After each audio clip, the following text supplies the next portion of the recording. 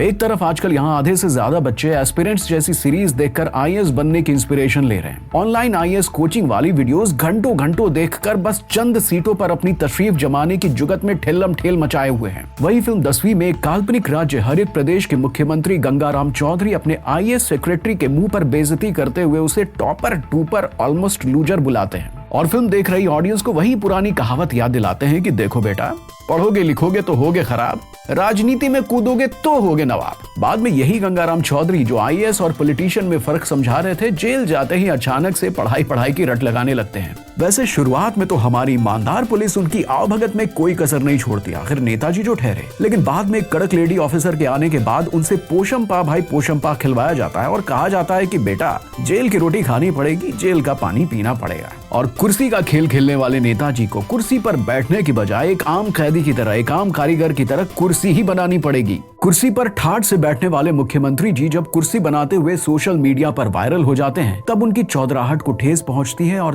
तब वो 10वीं करके दिखाने की कसम खाते हैं। मतलब चौधरी जी के दिल पर लग जाती है। किसी महापुरुष ने कहा है कि शुरुआत तो मजबूरी में किए थे, लेकिन अब मजा आने लगा है। तो हमारे चौधरी साहब के साथ भी ऐसा ही होता है। जिसे किताब खोलते ही नींद आ जाती हो, वो मजबूरी में ही सही अक्षरों के पीछे छिपे मतलब को ढूंढने लगता है। इसी पढ़ाई लिखाई के चक्कर में कभी कभी उसे मुन्ना भाई एमबीबीएस वाला केमिकल लोचा होने लगता है और वो संजू बाबा से 4 कदम आगे बढ़ते हुए गांधी जी के साथ साथ सुभाष चंद्र बोस, चंद्रशेखर आजाद, लाला लाजपत राय से भी मिलने लगता है। बाद में चौधरी साहब को तारे जमीन पर वाले बच्चे की बीमारी भी धरने लगती है और हिंदी के अक्षर उनकी आंखों के सामने नाचने लगते हैं। वैसे अभिषेक बच्चन के बारे में कहा जाता है कि उनको वाकई में डिसलेक्सिया था। लेकिन क्या 8वीं से सीधा 10वीं की परीक्षा देने वाले हमारे नेताजी 10वीं पास कर पाएंगे? ये जानने के लिए आपको नेटफ्लिक्स पर अभिषेक बच्चन की 10वीं देखनी पड़ेगी। यार 9th क्लास का क्या हुआ, काश हमारे स्कूल में भी ऐसे सीधा क्लासेस जंप करने की फैसिलिटी होती। खैर, सुना है कि कई सालों से कुछ लोगों को शिकायत थी कि अभिषेक बच्चन में अपने बाप वाली बात नहीं है, उनमें उनकी एक्टिंग की झलक नहीं मिलती। तो आपकी शिकायतों को दूर और मुरादों को पूरा करते हुए अभिषेक 10वीं में खुलकर एक्टिंग करते हुए दिख जाएंगे। जिन्हें भी उन्हें अमिताभ की तरह देखने की दिली तमन्ना थी, उनके डांस स्टेप्स और एक्टिंग में इस फिल्म में दिख जाएगी। वैसे अभिषेक बच्चन अपनी हर फिल्म के साथ बेहतर होते जा रहे हैं और 10वीं में हम उन्हें पहली बार हरियाणवी बोलते हुए देखते हैं तो शुरुआत में थोड़ा अटपटा लगता है, लेकिन बाद में हम यूज्ड टू हो जाते हैं और लास्ट में तो कन्विंस हो जाते हैं कि भाई साहब को हरियाणवी आती है। वैसे कहीं कहीं पर वो हरियाणवी एक्सेंट भूल जाते हैं, लेकिन उन्होंने गंगाराम चौधरी का जो कैरेक्टर पकड़ा है वो देखने लायक है।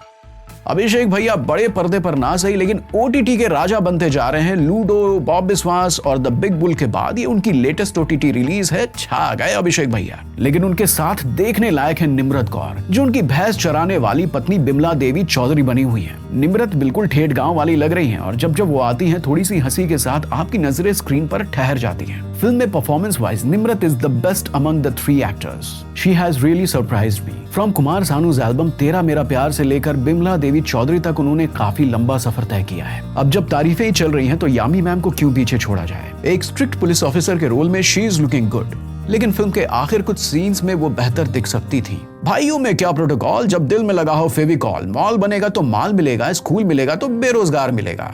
अरे बावड़ी बत्तख, कायदा छोड़ फायदा समझाओ। सरकारी आदमी काम नहीं करने के लिए तनख्वाह लेता है और काम करने के लिए रिश्वत जैसे डायलॉग सुनकर आपको मजा तो जरूर आएगा, लेकिन कहानी बताने के तरीके में थोड़ा केमिकल लोचा हो गया है। ये फिल्म राइट टू एजुकेशन यानी कि शिक्षा के अधिकार और उसकी अहमियत को समझाने के लिए बनी है, लेकिन लंबी खिंच गई है। ऐसी फिल्मों से ये उम्मीद रहती है कि ये हमें हर 2 मिनट पर हंसाएगी, लेकिन फिल्म अच्छी लगते हुए भी इतना नहीं हंसा पाती है कि हंसते हंसते आंखों से आंसू निकल आए। ये फिल्म एक राजनीतिक व्यंग्य है और सबको समझ में आ जाता है कि लालू राबड़ी और ओम प्रकाश चौटाला साहब की कहानी से इंस्पायर्ड है। देखो भाई, फिल्म में कमियां जरूर हैं, लेकिन इसे इतने नेगेटिव रिव्यूज क्यों मिल रहे हैं ये बात समझ नहीं आ रही। आम ऑडियंस को ये फिल्म अच्छी लगने वाली है, वो एंजॉय करने वाले हैं। ये एक mass entertainer with a good message वाली फिल्म है, तो क्रिटिक्स को इग्नोर करो और फिल्म को ट्राई करो। बाकी हमारे यूट्यूब के 2 फेमस चेहरे राजा रवीश कुमार यानी कि शिवांकित सिंह परिहार और छोटे मियां यानी कि अरुण कुशवाहा भी फिल्म में है। खासकर अरुण कुशवाहा ने घंटी के रोल में जो घंटी बजाई है उसे देखकर दिल खुश हो जाता है। वैसे कैरी मिनाटी कहाँ है? ट्रेलर में तो उनका नाम लिखा हुआ था ना। फिल्म के बाकी एक्टर्स भी सही हैं, लेकिन लोग जल्दी ही उन्हें भूल जाएंगे। वैसे हम उन्हें पहचानते ही कहाँ हैं। हर साइड एक्टर की यही कहानी है, वो नजर तो हर दूसरी फिल्म में आ जाते हैं, लेकिन हम उनके नाम तक नहीं जानते। तुषार जलोटा की बतौर डायरेक्टर ये पहली फिल्म है। वो कहानी को बेहतर तरीके से दिखा सकते थे, कॉमेडी थोड़ी और ज्यादा रखते तो और मजा आता। आपको क्या लगता है, कैसी है फिल्म? 5 में से कितने स्टार्स देंगे आप? मैं दूंगा फिल्म को 5 में से 3 स्टार्स। इसी के साथ सब्सक्रिप्शन बटन दबा दो मेरे यार।